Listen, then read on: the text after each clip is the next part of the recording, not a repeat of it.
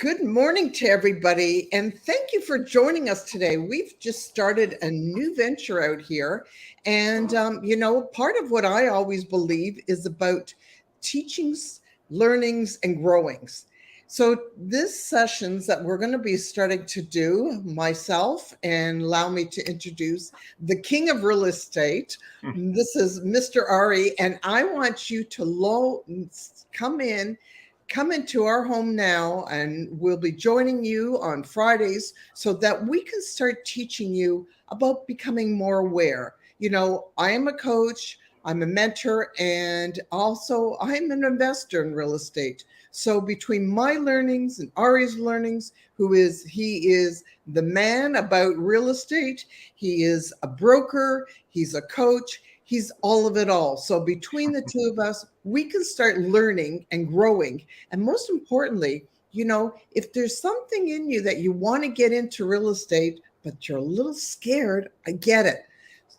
This is what this show is meant to be. So, Arie, welcome. Say hello to our audience. Thank you. Hey, everyone. And it's nice to meet you. I'm Arie. I work with Remax Hallmark.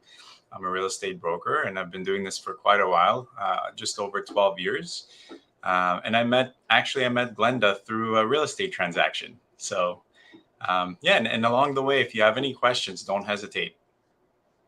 So we're going to put in the bottom in a second. I'm going to put in, because to get onto StreamYard, you have to go on and we're just today is our first day here, so we're running the show. We're flying on our asses. The whole idea of doing things is even taking messy action.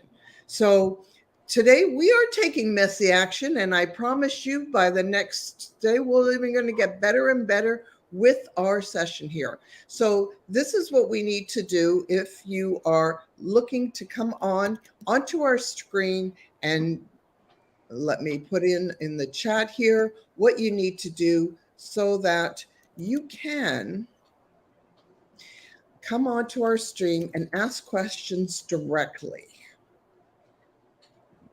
Whoops.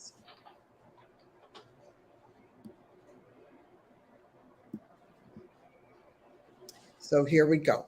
So Arie, tell everybody, as we're putting this out there, to show them what to do to come onto our main stream. You have to go to streamyard.com/Facebook and get permission to come in, ask questions. That's where we're all here. It's time to go and grow and all the rest of things. So let's talk about, first of all, you're known as the Lion. The Lion of real estate. Yeah. So that's kind of our, I'd say, I guess, logo. A while back, it used to be the Arie Buzilo team. And I noticed that a lot of my clients wanted to work with Arie Buzilo. So I kind of changed it up a little bit, just because I believe that anyone on the team or anyone that I work with is just as equally qualified.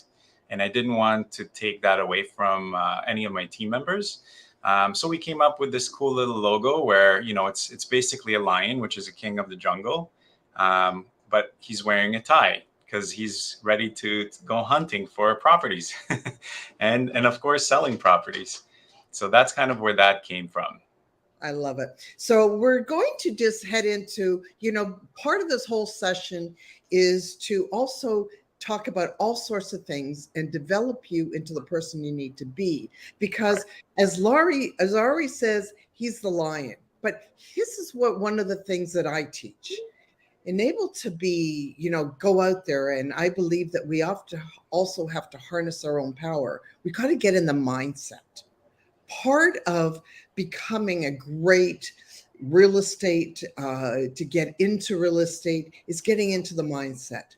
I started this many years ago when I was going through a very challenging time in my life of being that lion, learning that we have to feel that power within us. And that power could be just the fact of what we're going to go through today and start learning. Lions are very perceptive. Lions are someone that, when they see everything that's going around on their kingdom.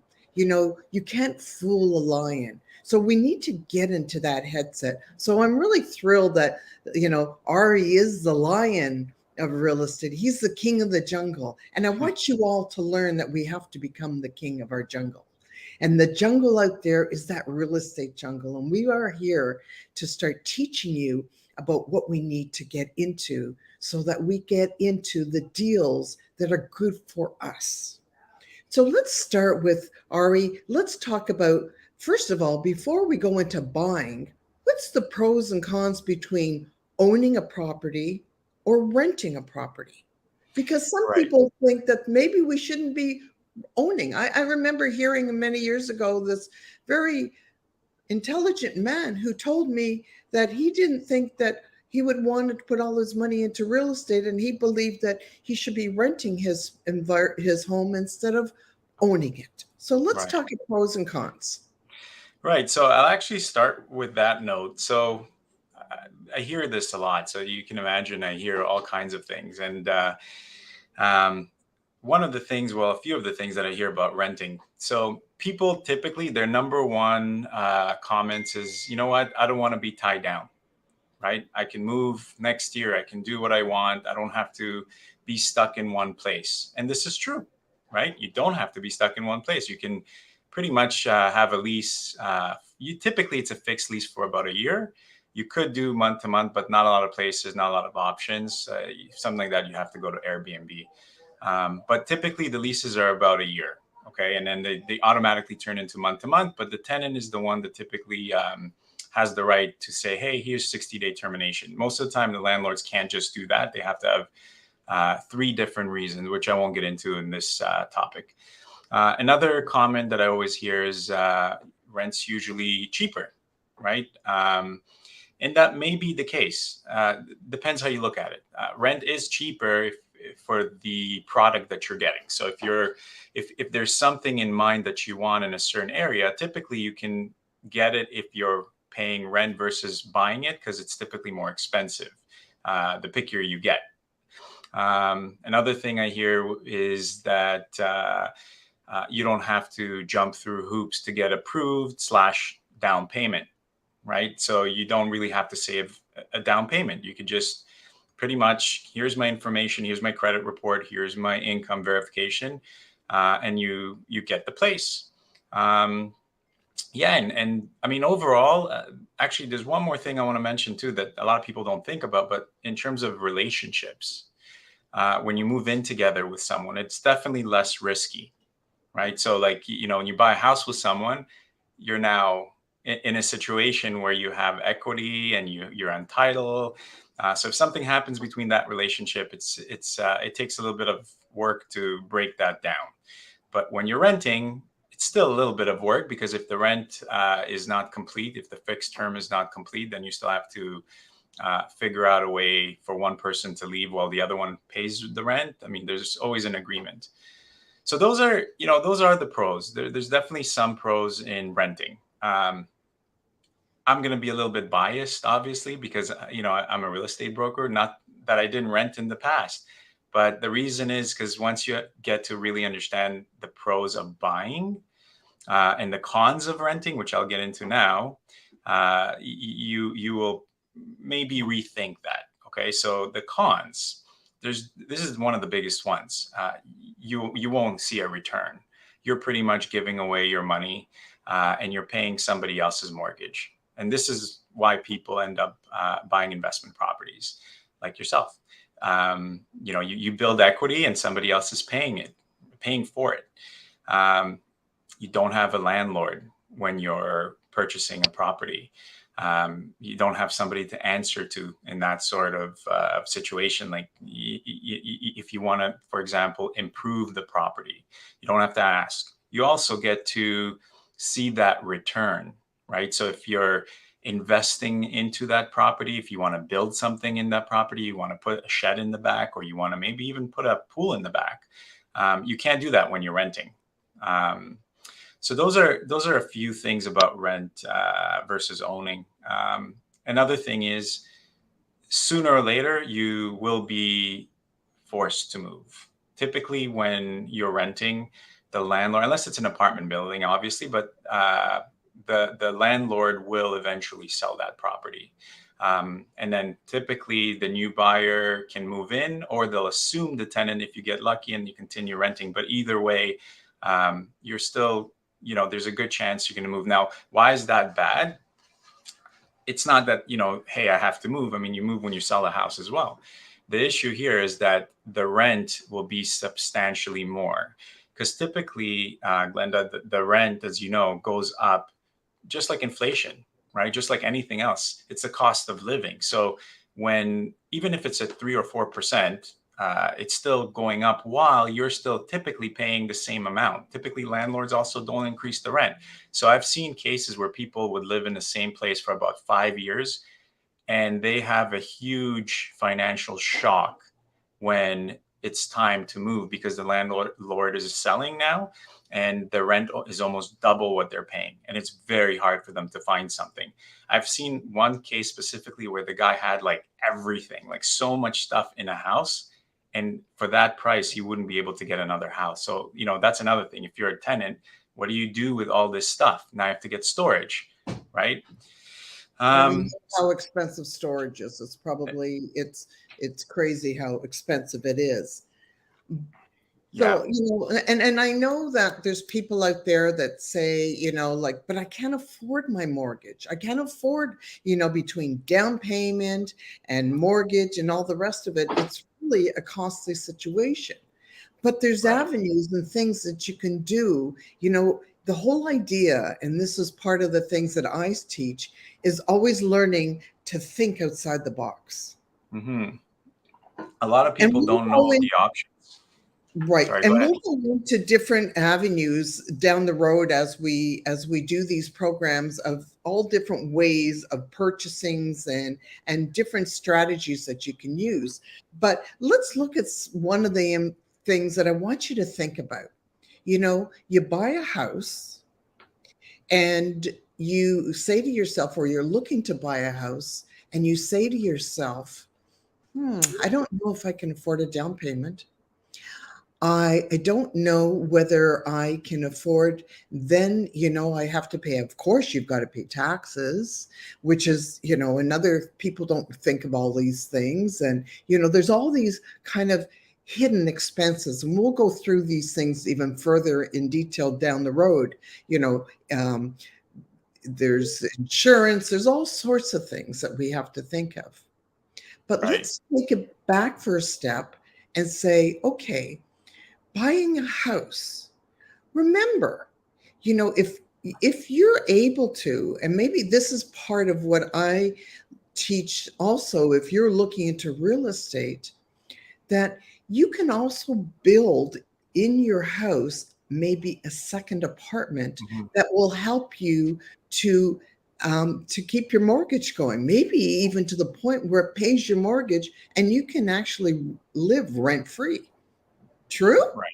Yeah, absolutely. People do that a lot, especially in this, I don't want to say this market, but this time when the rates are so high, or even when the prices just shot up through COVID, a lot of people were looking for properties that have that separate basement, separate entrance for additional income to help them kind of like offset their mortgage payments.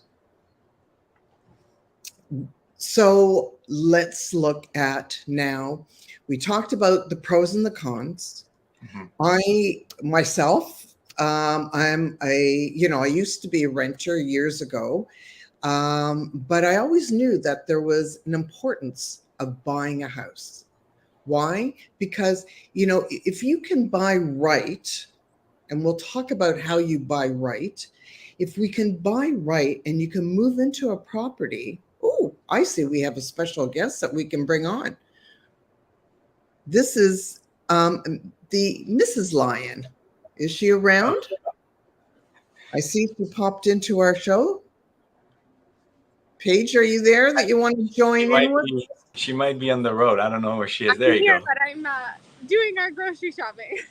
Okay, well, if you want to, you can just pipe in and just give us. I know you've started into real estate, and being part of the team. And I know that now your life is part of being involved in real estate. What is one of the treasures that you've learned about the importance of having a property that you've actually purchased that's your own? You're putting me on the spot here. The importance of, sorry, it's a little bit The hard to hear you. importance of owning as opposed to renting. Like, why would you want to have your own property instead of just renting a property? Well, it's an investment into your future, right? When you own a property, that's something that's yours. It brings value to your life, and also in the future, it allows you to, expand. You can use that kind of like as an investment towards future properties and just growing your life in general. You don't have to start big. You can start with just a condo or a townhome, like whatever you are able to purchase. You can always go up from there, and you can also it just brings so much more benefit to yourself rather than renting and bringing just a benefit to kind of someone who owns the property. Absolutely. See, so it all comes. Let's talk about, I'm going to let you can listen to us. I'm going to let you go and do thanks for popping in and joining with us. And we'll have another day you'll join us on into our Let's Talk Real Estate. Perfect. I'd love that. Okay, perfect. So, let's start with one of the important things. And I know everybody talks about this, and I'm a believer of it hugely. Let's talk about mindset. You have to have a certain type of mindset, and I'm going to just, I didn't close my door as I started. I'm going to mute myself for a second. Sorry, there was an ambulance going by, and I didn't want the ambulance taking over the sound here. So the important part of starting into real estate is being of the right mindset. Do you agree? 100%. Yeah. So last week when you and I met and where all of this whole thing started, we went into the mindset. Because, if you're not in the proper mindset, it will affect your business. Mm-hmm. It will affect how you look at things. Mm-hmm. It will affect how you do things. Right. If you're a negative mindset person, you're going to start looking at maybe the same thing. Why should I be buying a property? What's it going to do for me? It's going to tie up my money. But when you're in a positive mindset, we can look at things in a very different light, such as if we invest in our property, within a year or two, the way the real estate is going, our property is going to increase in value. What can we do when our property increases in value? Well, to your point with mindset, I just want to touch on that. It's also what you believe in. If you don't believe in something, then you shouldn't do it. At the same time, you should get all the information first so that you know what to believe. Because there's so many things out there. There's so much information out there. One thing that you can do with real estate, which is, to me, is one of the biggest things, which is what Paige just mentioned, is use that equity. Okay, so you can, you start with a property. You start with even, I think they still have the 5% down payment. I mean, it's still very low comparatively speaking towards the prices that are today. But say you put down even 20% on a property. At first, that's really, all you put down, the bank pays the rest. So that 80% is the bank's efforts. But as time goes by, there's a huge gap that gets built. So the first part is the value of the property goes up slowly. Okay, so slowly, or sometimes even fast. In the last few years, it went up 30-40%. So with that said, I want to mention one more thing that I had on my list here. You can't save fast enough. right? So like there's people out there that, make a decent living. You can make 100, you can make 200,000 a year, which is great. But your property value, I mean, I've seen people, buy for 700,000 and sell 5 years later for 1.2, 1.3 million dollars, right? While they're still making money at their job. So when you have that equity, when you're sitting on a property and your equity grows, what you could do is you could go back to the bank, say 5 years later, because now you don't have to sell. What you could do is go back and say, look, do I qualify for a rental / investment property? And what they do is they take your investment property as another income. So before they give you that approval, for example, they want to know, what do you think that property would be able to rent for? Now, the rent typically could be, say, $2,700 for a small little 3-bedroom house. Okay, so now they're adding $2,700 a month to your income, plus the income that you have, and they give you an approval for an investment properties. Now, when an investor comes to me and says, I can get a second property, typically what we do is we sit down and we crunch the numbers, which we'll do maybe in another show, but we'll crunch the numbers and we look at what is the break even. So if I put down 20% and I purchased a property, would my rent cover the mortgage and the property taxes? Because you have to remember that typically, almost all the time, the tenant still pays utilities. It's the same as owning, right? The landlord doesn't pay that. So this is just one example, but I mean, this is, say you, and I've seen this happen. Actually, I had a client that worked in Canada Post, and I think he was making $60,000, $70,000, which is, great. But in a matter of 5 years, he ended up having 3 properties. He went from 1 property to 3 properties. And then I think it was like 4 years after that, he sold them off and he bought his family a really nice property. And I think, probably mortgage free, right? And it's all because he was trading in real estate. He was investing, he was pulling money, he was doing it the right way. And so that's the kind of results you can expect if you're doing it correctly. But also, yeah, of course, you have to have some patience. It's not, like in a market like this, people that bought a year ago or 2 years ago, they have to wait, right? It's not always up and down. Typically, it was more of an up market over time.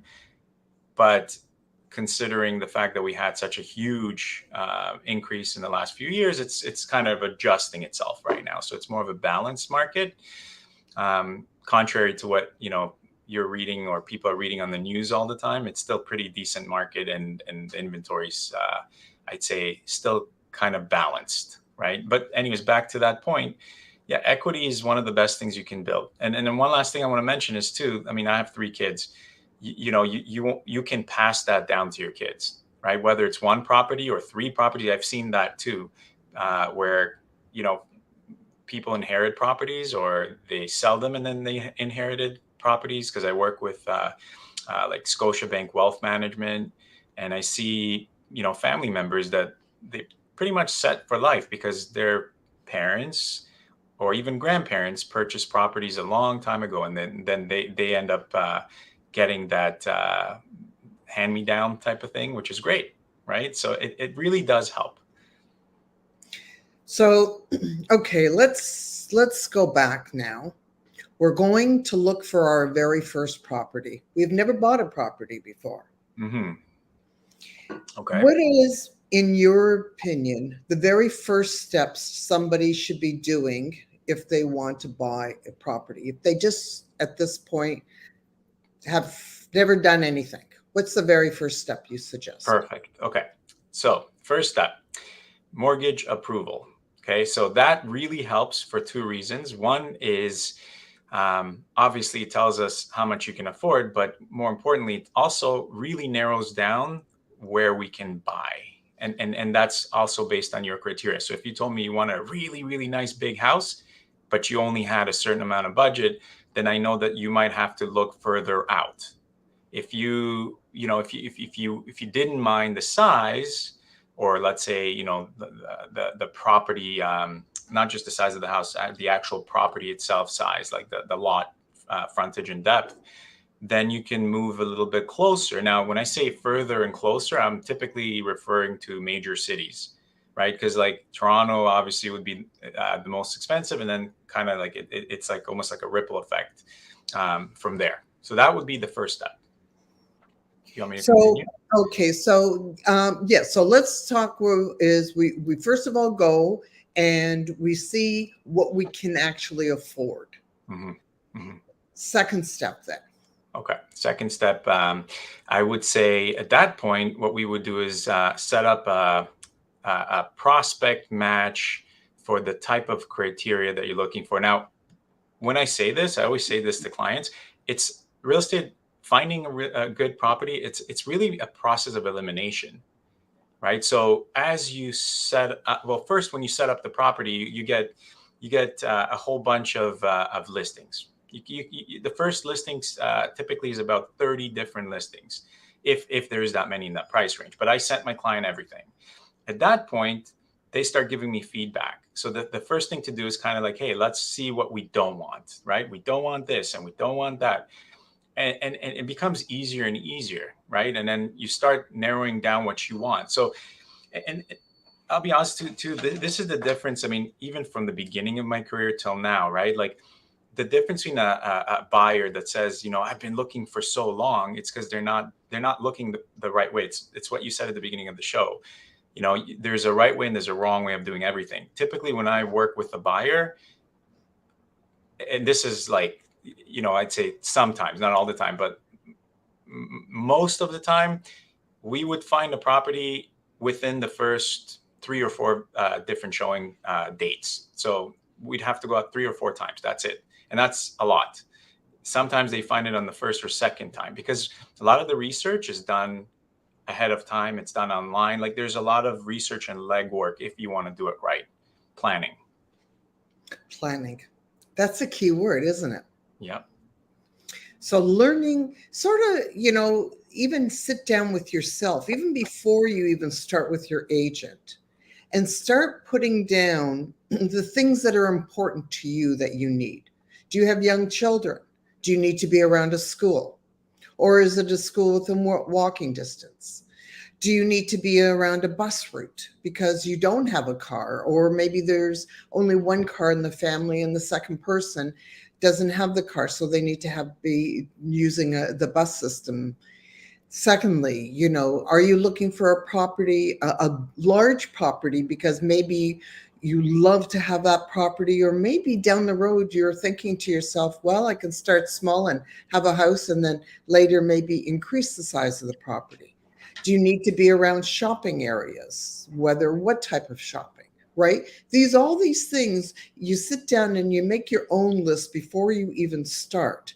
And then, and then are you buying this for yourself? Or there's the other side if you're going in as an investor. And we'll do another segment. We'll do segments down the road just about investing on properties and, how we go about that, because that's another whole huge segment of wealth building, which I want people to understand and know and also grow. So now we've got the idea that you're starting now to accumulate properties. You've done your searches with your clients, and we've now gone into our second segment, step.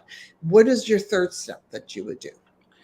So the third step, once we identify the property that we are interested in, is to now do a CMA. So basically, what a CMA is it's taking a bunch of properties that sold within a certain period of time, typically 60 days, that are comparable to the property that we're looking at, and figuring out what the offer amount would be.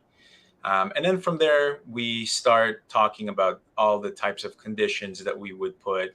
And there's a lot of dynamics in this because sometimes, it could be a situation where, as it could be, I've seen a few properties even now that are priced low to create a bidding war. So there's a different way in terms of strategy on how to go about getting that property, and realistically too, what are we willing to pay for it?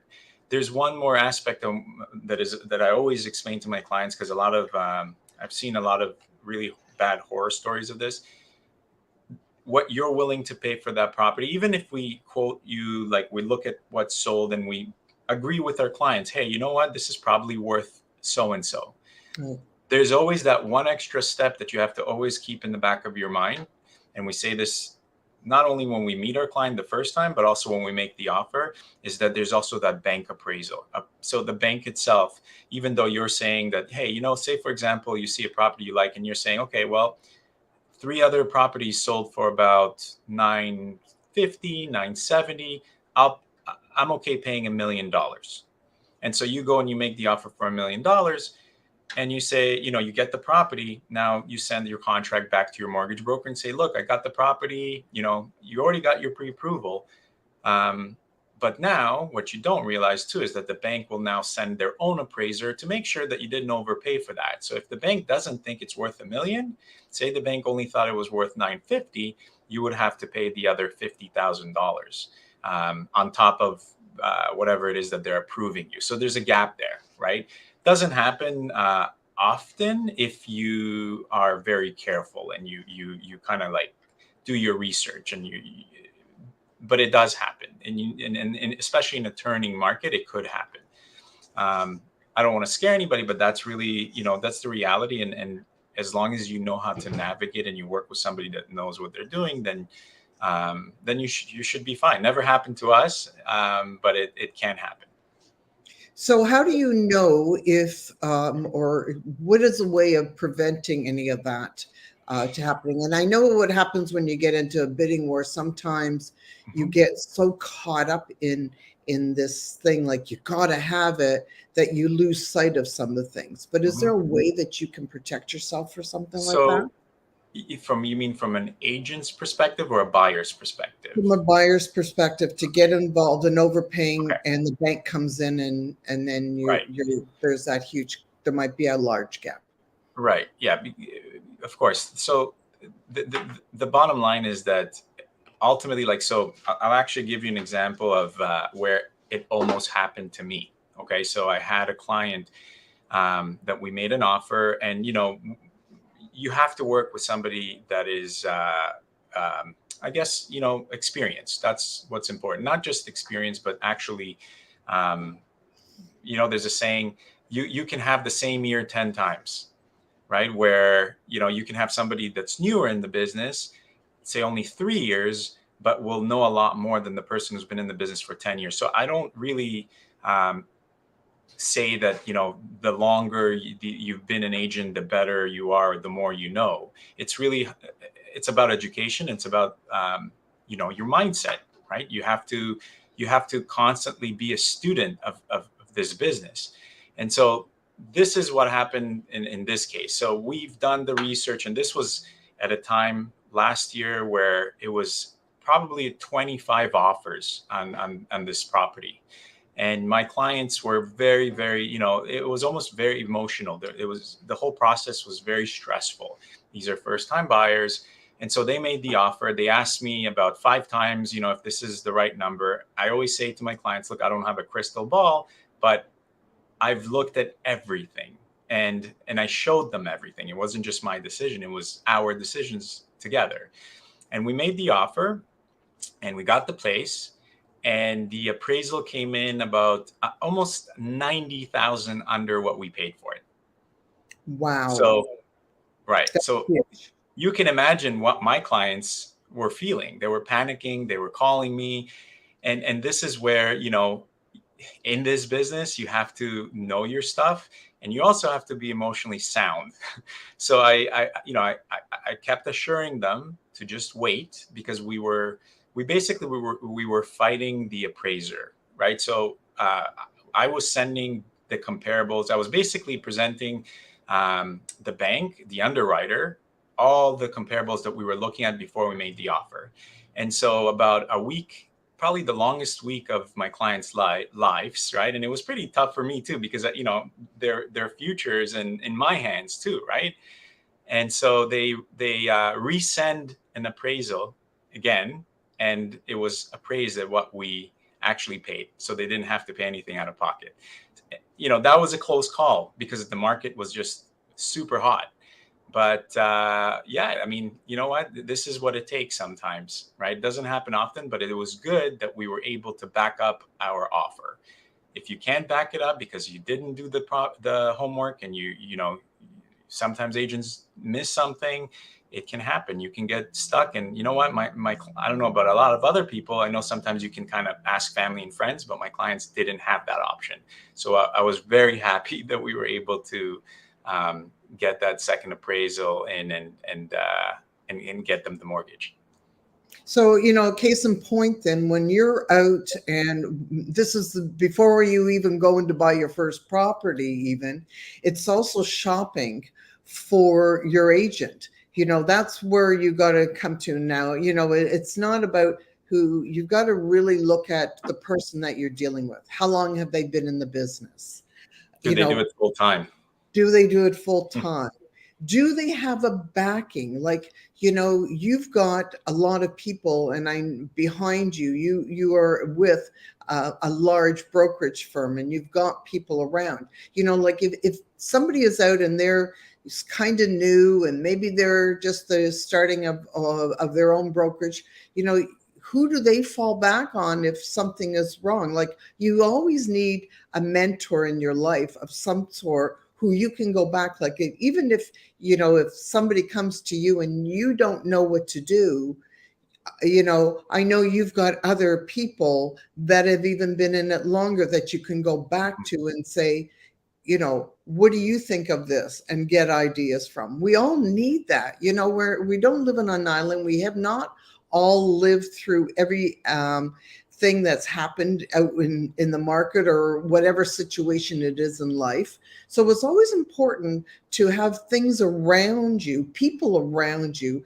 that you can, sort of go into somebody else's mind. It's like going into that treasure chest and picking out some more treasures in there, so that maybe there's something in there that you're not thinking of. But so these are all part of the importance of going forward, and when somebody's actually looking for an agent, correct?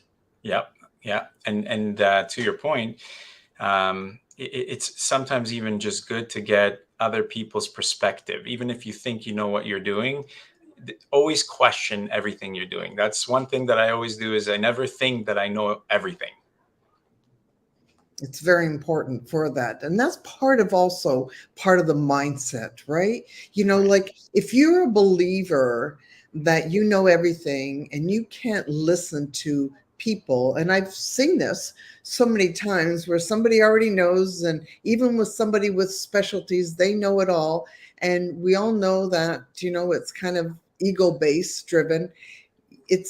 You're not going to learn, and you're not going to get what you need. So also remember, when people talk to you, you have to step back and really listen how they talk, the words they use.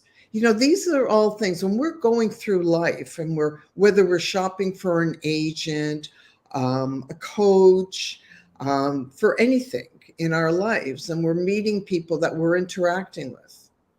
Do people talk all the time? Are they listening to what you want, your needs? This is all part of it. Now, when people are going and looking, let's just go on this shopping for an agent, are they able to go in and actually do shopping, go in and interview agents? Yeah, absolutely. Actually, sellers do it more than buyers typically.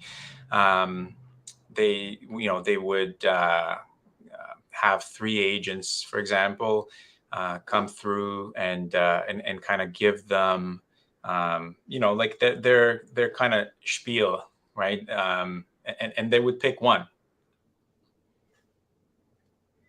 So, how does somebody talk to you? Do you relate to the person that you're connecting with?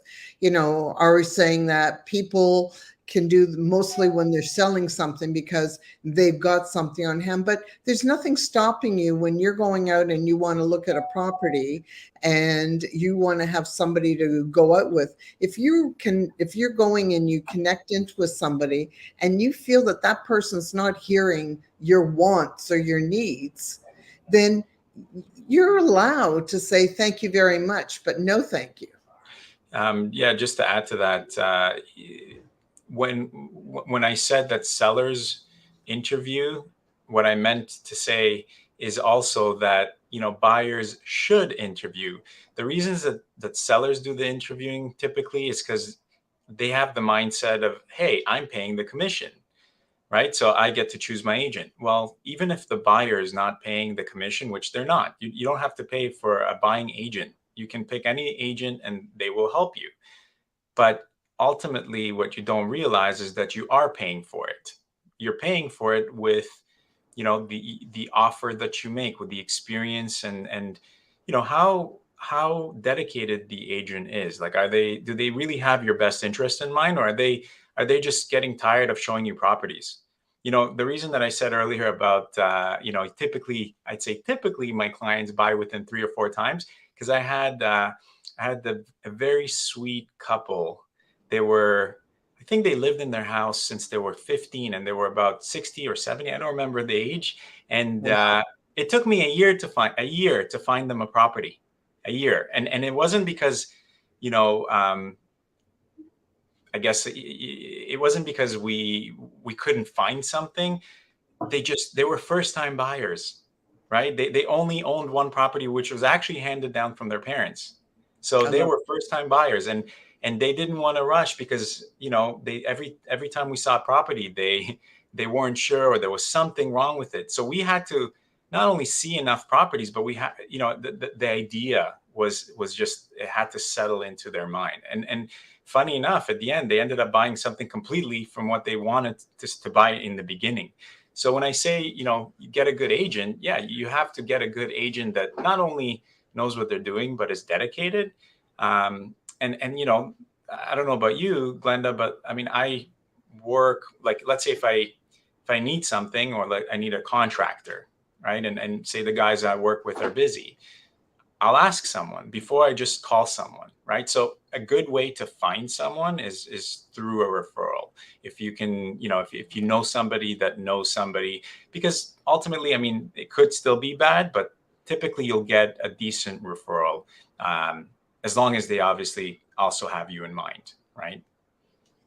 And yes, and that's part of it. When you have a connection to your real estate agent, the whole important part is it's not a relationship. And hello, let me just connect on that word of relationship. That's what everything is in life. It's our relationships that we have. So when you have, especially, you know, when you buy a house as a first time buyer, the one thing is having a great relationship with your real estate agent, because if you haven't had if you're starting out and you have no background on any of this, you got you and here, listen, I did this at one point, so I'm only talking from my lessons that I've learned, you know, to go out there and find a contractor, somebody to come in, because a lot of times when you buy a property, you know, there's things in that property that you need to fix. Nothing really, you know, it's very rare that you move into a property and everything is 100%. You know, you'll probably, if it is, you're paying for that, right? So, you know, a lot of times we look for a property that's maybe market value, and if, especially if you're looking at an investment wise, and I don't really want to get to that yet, but you're looking for something that's a little lower in maybe it's under market value, which is really a harder thing to find nowadays.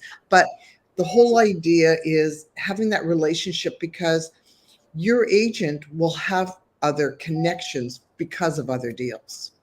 That's right. And again, just to add to your point, most of my clients call me if they do any type of renovation, or um, if they almost, sometimes they even call me to ask me if I know somebody that is hiring, because you know, I connect with all kinds of people. So yeah, your agent is typically your go-to person, mostly for home stuff, but you know, they're a good source. So definitely, again, it's important to work with someone that does have that network.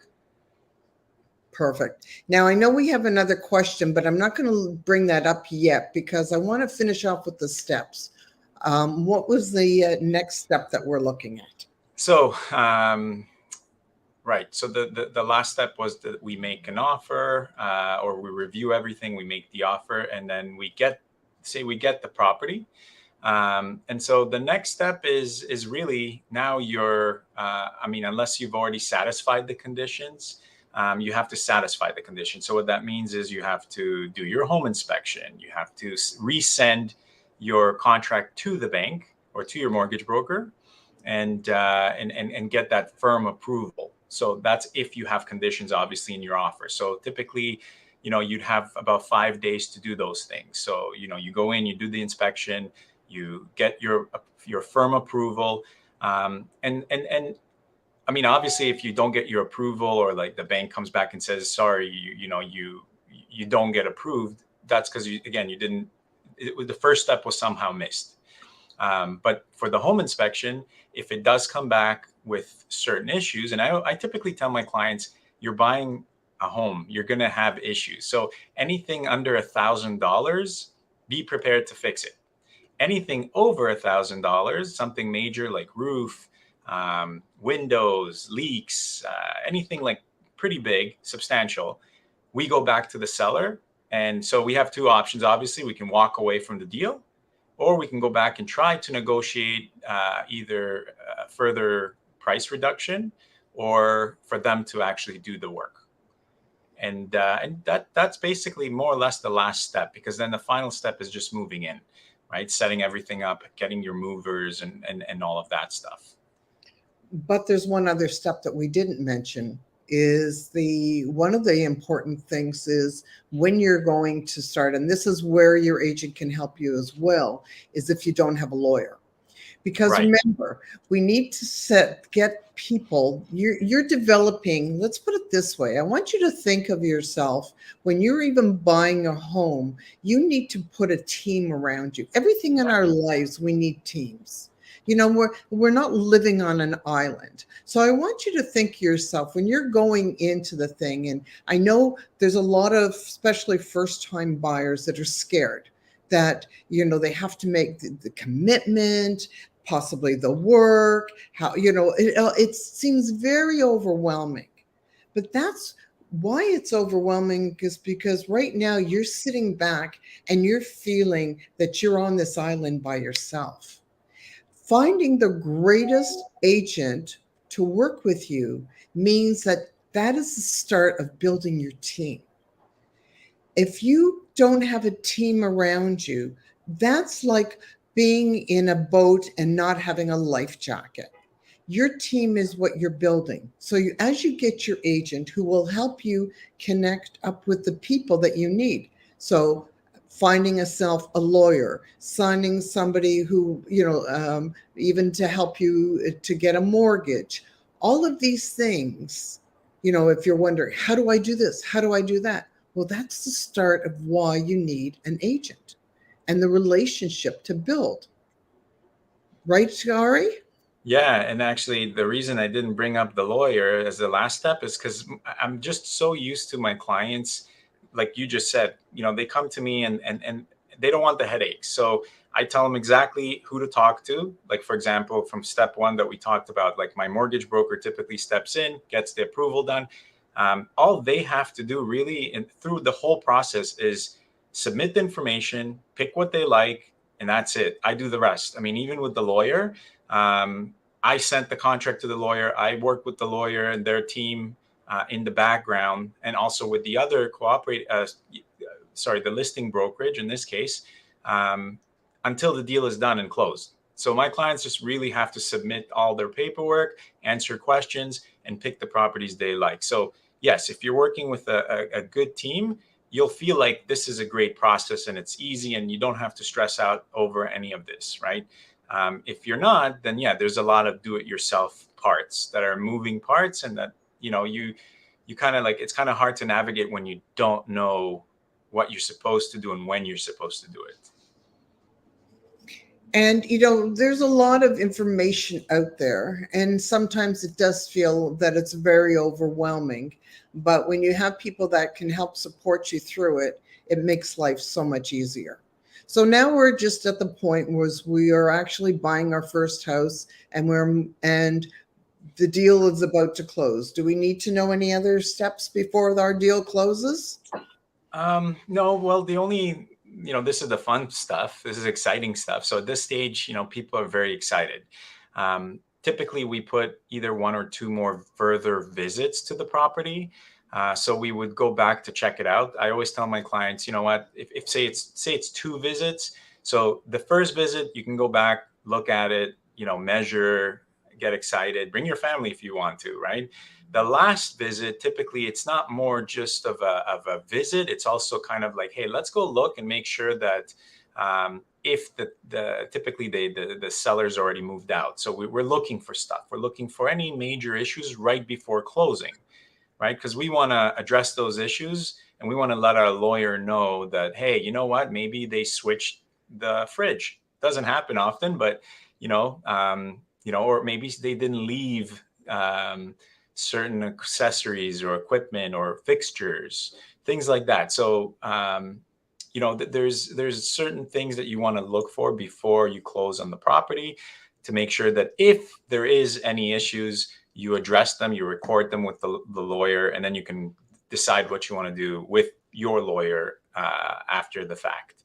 But that's really the last few steps.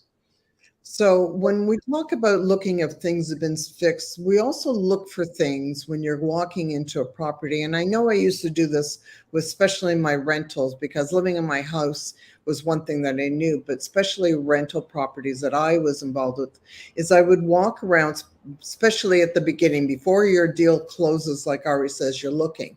It's also really important when you're walking around and the house now is empty, that you look carefully and go into every single room, look in your cupboards. What you're also looking for is leaks. So you look for if there's bubbles in the ceiling, you see if there's anywhere where there's been some stains where you see running water, because like this, maybe there is something major in your property that actually you could, and maybe not lose the deal, but maybe you actually need to have, because you might have to bring in an expert if there is, let's say, a leak in the property, and maybe it's something that, instead of you having to take over that could be an incredible cost, it is something that actually, that maybe it's something that they were hiding. So have you had that situation? Yeah, so I'll just comment about that. So anything that you find has to be something that you didn't see or wasn't shown when you were buying that property. So for example, say you bought the property, you even did an inspection, and on the day that you're going to do your final visit, say for example, there was like a rug, right? So the inspector's not going to move the rug. There could be a table on the rug, or painting on the wall or whatnot, right? So yeah, you could, all of a sudden the rug's not there, and say you have hardwood and you have this big, huge like hole, right? So if that's the case, then yeah, then you have every right to address that, bring it to your lawyer and deal with that. But if it's something that was there and they can prove that it was there, that you just missed, then they, essentially they can argue that back. I've had one case where I don't even know why they did this, but they took the central vac's accessories away. So like there was a central vac, and when you buy a central vac, it comes with accessories, like the hose, right? So they took the hose. Clients didn't really care. They were like, I'm not going to go after them for a hose, but it was little things like that that happen. And like I said, you have to remember, you have to leave a little bit of room for like things to happen, right? I always tell my clients, because you just don't want to go in and have a really bad experience, right? But yeah, on the flip side, there's definitely situations where I see things that happen and they're pretty bad, right? Like, to give you a small little example, a lot of people don't do this even now. Like, after so much experience in the business, I see agents that have been in the business for a long time, and they still, it's almost like being lazy. I hate to say it, but Yeah. when you buy a house, right, you always say washer and dryer, right? Your washer and dryer is always included. Well, it's not a washer and dryer. It's a clothing washer and a clothing dryer. And you have to specify that. Otherwise, somebody can leave you a hair dryer. And what are you going to say? I mean, yeah, you can go to court for it. You can go to your lawyer for it. And sure, they might even, argue the case and the point, because there's pictures on MLS. But you just have to be very specific, and not you. When I say you, I mean, you have to make sure that your agent, again, is experienced enough and takes the extra mile or kilometer in our case to get you protected. Right. But yeah, it does happen. Anything can happen in this business. That's what I learned. So you have to just be very, very cautious and detailed. Perfect. So before we end the segment, we do have one question, and it leads off to something else. But let's take a look at one of our viewers here, David. He wants to know, when you have a home, how easy is it to buy an investment property? So we talked a little bit about this earlier, about leveraging. Now that's a word. Let's talk about, first of all, we'll talk about this briefly, and we'll also be saying to David, for further on, we will be going into investment buying and things like that in ours. But can we just touch on this a little bit, because he is viewing us today, and giving him a little bit of background on this? Right. So first, I'm going to say that the best advice that you can get about what you need to qualify would be through a mortgage broker. Right. So anytime somebody comes to me and asks these type of questions, I always say, well, let's talk to the mortgage broker, because there's no point of me giving them, like, I can give you basic general information, which I will, but I would say try it. It doesn't cost you anything. And it's the best thing that you can do for yourself if you can get approved. And so from experience, I can tell you, working a lot with mortgage brokers and investors, it comes down to your income. It comes down to your down payment. And typically for secondary property, it's 20%. So as long as you have that 20%, you could qualify. It's not, I wouldn't say that it's a difficult thing to do. Once you get to, I think, your third and fourth property, it becomes a little more complicated. But your secondary property, there's all kinds of bank programs. Banks, they're happy to finance it, because remember, you have your first property, and typically you have equity in that property. So if you default on your second property, then they can essentially, like, you have equity, they can go after you, right? So it's actually, I don't want to say easier, but you have a little bit more weight in your side. Okay, but you have to also kind of almost have like a proven case. From experience, you want to be able to show and demonstrate that the property you're buying can produce a certain amount of rent, which will more or less cover your investment. So if you put 20% down, you want to show that it can pretty much break even. If you have to pay $500 out of your pocket every month, that's okay too. But now you're going into your income, and you have to prove that you can afford that through your income versus your servicing ratio, right? Which is what your debts are, how much your car payment is. So it's, at the end of the day, it's for banks, I believe it's more about obviously credit score, but it's also like a financial calculator that they plug in all your numbers, and they plug in that property's rental income, which they add into your income, and voila, you just get approved, right? So it's either you do or you don't. But I would say too that you have to, again, work with the right person, because the mortgage broker that you work with needs to know not only how to present everything to the underwriter or to the bank, but they also need to know where to go, right? So they can shop around for the best, let's say, bank or different, I guess, program, right? And I've seen this. Just to add to this, so I had one client that called us, and she was approved for $400,000.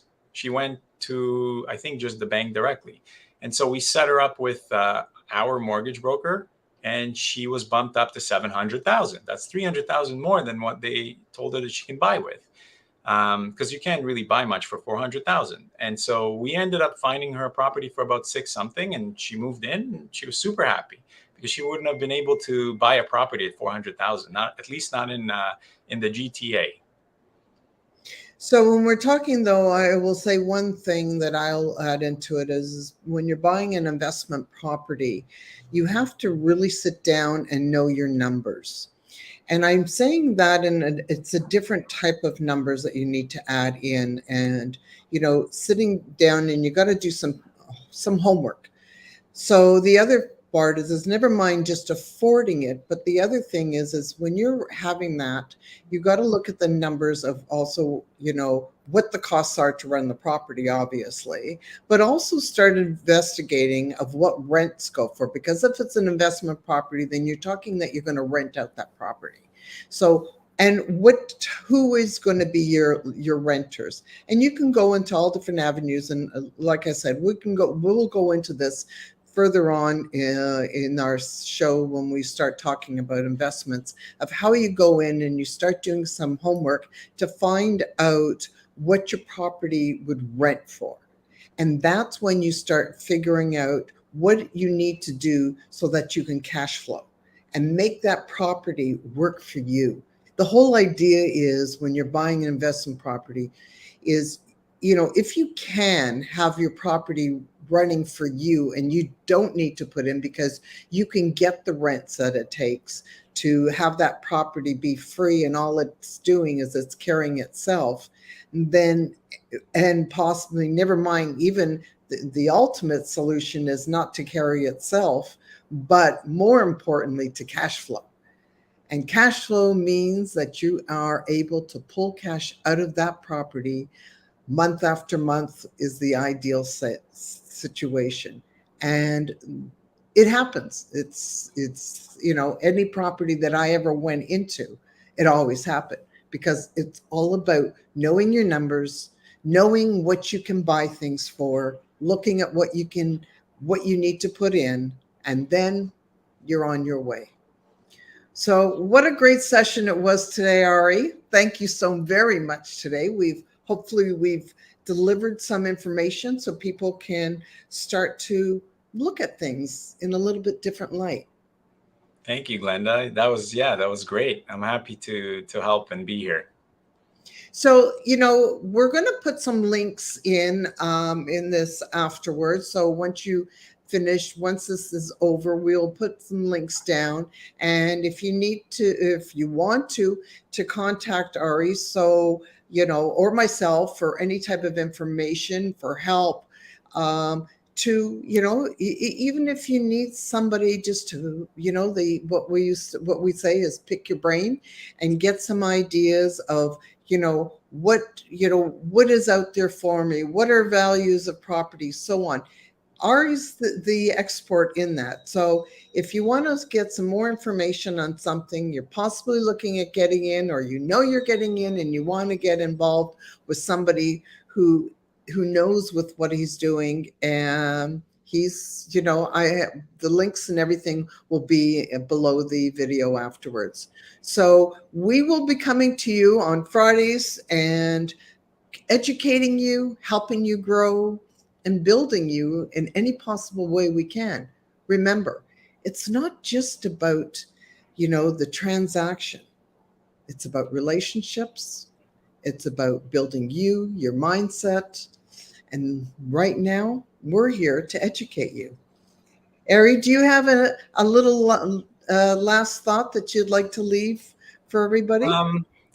No, I'm just gonna say what you just said. Basically, you're whoever you work with, especially in this business, becomes more or less a person in your life. So you build relationships. I mean, this is how I met you, and we've been friends ever since, and now we're doing this. So that's kind of how it works. So you want to make sure that you partner up with someone that you can not just do business with, but you actually have the same mindset.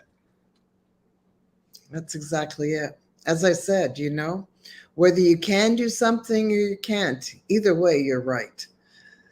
Thank you so much. And I look forward to seeing you next week.